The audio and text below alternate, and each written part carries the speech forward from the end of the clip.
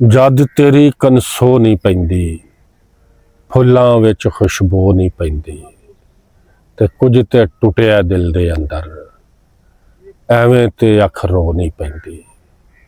ते मैनू वो इंसान नहीं लगदा जिन्नू प्यार दी खो नहीं पैंदी।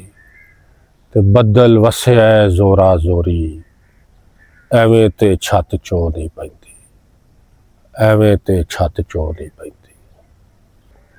वादा ते पैमान नहीं टुटना, कदी भी साडा हान नहीं टुटना।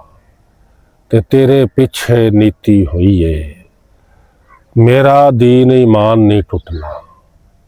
ते वेखें साथों जान ना मंगी, वेखें साथों जान ना मंगी, और साथों तेरा मान नहीं टुटना, साथों तेरा मान नहीं टुटना।